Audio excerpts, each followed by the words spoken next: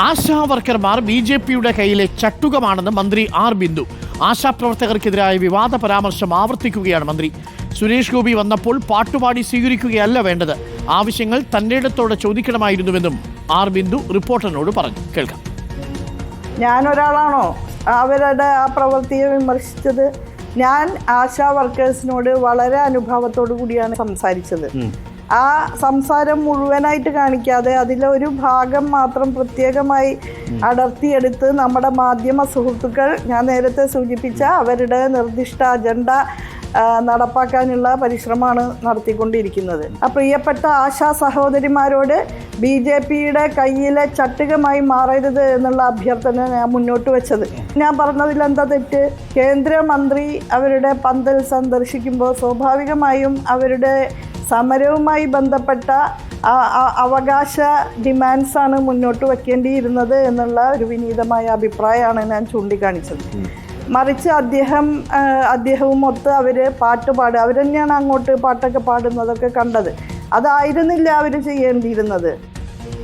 മന്ത്രി R ബിന്ദുവുമായി reporter വാർത്താ സംഘം നടത്തിയ അഭിമുഖം ഉച്ചയ്ക്ക് 2:45 കാണാം പ്രിയപ്പെട്ട പ്രേക്ഷകർക്ക്. ഇപ്പോൾ ആദിൽ പാലോട് നമുക്കൊപ്പം ചേരുന്നുണ്ട്. ആദിൽ പാലോട്, മന്ത്രി ആർ ബിന്ദു ആശാ വർക്കർമാരെ BJP ചട്ടുകം എന്ന നിലയിൽ തന്നെയാണ് കാണുന്നത്. സുരേഷ് ഗോപി വന്നപ്പോൾ തൻ്റെ ഇടത്തോടു കൂടി ആശാ വർക്കർമാർ കാര്യങ്ങൾ ചോദിക്കണമായിരുന്നു എന്നാണ് പറയുന്നത്. എന്താണ് മന്ത്രി ആർ ബിന്ദു പറയുന്നതിൽ നമ്മൾ മനസ്സിലാക്കുന്നത്? അതിൽ ആശാവർക്കർമാരുടെ സമരവുമായി ബന്ധപ്പെട്ട് നേരത്തെ ആർ ബിന്ദു നടത്തിയ പ്രതികരണം വലിയ തോതിൽ വിവാദമായിരുന്നു. സുരേഷ് ഗോപി എത്തിയപ്പോൾ മണിമുറ്റത്ത് ആവണിപ്പന്തൽ പാട്ടുപാടി സ്വീകരിക്കുകയാണ് ചെയ്തത് എന്നതായിരുന്നു പരാമർശം. അതിനുശേഷം ആശാപ്രവർത്തകർ ബിന്ദുവിനെതിരെ തിരിഞ്ഞു.